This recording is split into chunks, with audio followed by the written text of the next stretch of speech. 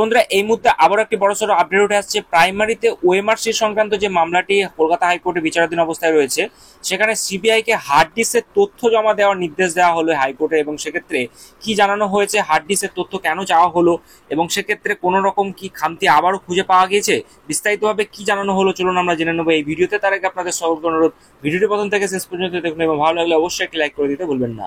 তার আগে বলি বন্ধুরা, আপনারা যারা আমাদের চ্যানেলের সাথে যুক্ত আছেন তারা জানেনই এই চ্যানেলের প্রত্যেকটা ভিডিও কিন্তু দরকারি, তাই কেউ এখনো যদি আমাদের চ্যানেলটা সাবস্ক্রাইব করে না থাকেন তাহলে অবশ্যই আমাদের চ্যানেলটা সাবস্ক্রাইব করতে ভুলবেন না এবং পাশে থাকা বেল আইকনটি ক্লিক করে দেবেন যাতে নতুন আপডেট আসলে আপনার ফোনে পৌঁছে দিতে পারে। আমরা এই চ্যানেলে কিন্তু প্রত্যেকদিন নতুন নতুন লেটেস্ট আপডেট নিয়ে আসছি সরকারি এবং চাকরি রিলেটেড, তো তার জন্য অবশ্যই আমাদের চ্যানেলটা সাবস্ক্রাইব করে দেবেন এবং পাশে থাকা বেল আইকনটি ক্লিক করে অল নোটিফিকেশন করে দেবেন। প্রাথমিক শিক্ষক নিয়োগ মামলায় নয়া মোড়, প্রাথমিকের ওএমআর সিট কোথায়, সিবিআই কে হার্ড ডিস্কের তথ্য জমা দিতে বললো কলকাতা হাইকোর্ট।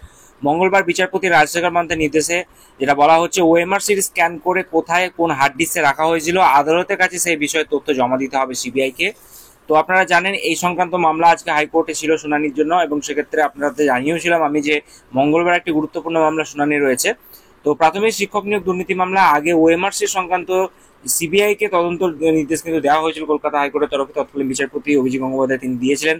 পরে এই মামলায় সিবিআই এর কাছে রিপোর্ট তলব করেছিলেন বিচারপতি মান্থা এবং মঙ্গলবার অর্থাৎ আজকে আদালতে ওএমআর সিট নিয়ে রিপোর্ট জমা দেয় কেন্দ্রীয় তদন্তকারী সংস্থা। তবে ওই রিপোর্টে সন্তুষ্ট হয়নি বিচারপতি রাজশেখর মান্থা পর্যবেক্ষণ করে তিনি বলছেন যে ওই সব ওএমআর সিট স্ক্যান করা হয়েছে বলে দাবি করলো পর্ষদ এবং সেক্ষেত্রে স্ক্যান করলে একটি হার্ড ডিস্কে তা অবশ্যই থাকবে। তো সিবিআই এর কাছে কি সেই হার্ড ডিস্ক আছে না নেই সেটা নিয়ে কিন্তু প্রশ্ন উঠেছে। যদি হার্ড ডিস্ক নষ্ট করে দেওয়া হয় তবে সেই বিষয়টিকেও কিন্তু তদন্তের আওতায় আনতে হবে, এমনটাই কোট আনকোট বলা হয়েছে। এই সঙ্গে বিচারপতি বলেন যে হার্ড ডিস্ক নষ্ট হলেও সার্ভারে অরিজিনাল ডেটা যেটা রয়েছে সেটা কিন্তু থাকা দরকার। কোর্টে ওইসব তথ্য জানাতে হবে সিবিআই কে, কেন্দ্রীয় তদন্তকারী সংস্থা তা দিতে বাধ্য হবে এবং সেক্ষেত্রে তিনি কিন্তু বলেছেন এবং সেক্ষেত্রে সেটা দিতে যদি ব্যর্থ হয় তাহলে সেক্ষেত্রে তদন্ত কিন্তু ভুল পথে চলছে এমনটাই বলা হয়েছে। এই সহজ বিষয়টি আবার আগে কিন্তু প্রকাশ্যে আনা দরকার, এটা কিন্তু বলা হয়েছে। তো যাই হোক, জবাবে সিবিআই এর আইনজীবী যিনি রয়েছেন তিনি বলছেন যে হার্ড ডিস্ক বাজেয়াপ্ত করা হয়েছিল এবং তাতে ডিজিটাইজ তথ্য রয়েছে, তা সহজেই পরিবর্তন করা সম্ভব।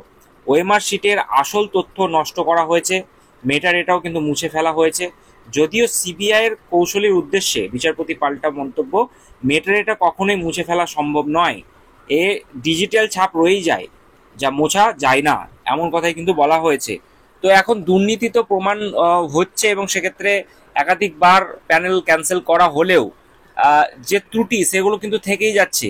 সে মামলা হাইকোর্টে উঠছে কিন্তু সে মামলা হাইকোর্টেই কিন্তু আমরা দেখছি বহাল থাকছে, কোনো কোনো ক্ষেত্রে সেটার শুনানিও হচ্ছে না, অনেক ক্ষেত্রে ডিলে হচ্ছে এবং সেক্ষেত্রে এই মামলাটা আমরা নজির দেখতে পাচ্ছি 2014 সালের যে প্রাইমারি টেট সেই সংক্রান্ত যে ওএমআর সিট সংক্রান্ত মামলা সেটাও কিন্তু এখন পর্যন্ত ঝুলেই রয়ে গেল এবং এই যে হার্ড ডিস্ক সংক্রান্ত যে ব্যাপারগুলো রয়েছে ওএমআর সিটকে কেন্দ্র করে সেটা কিন্তু এখনো পর্যন্ত স্পষ্ট নয় যে সেক্ষেত্রে সেটা ডিলিট করা হয়েছে কি হয়নি।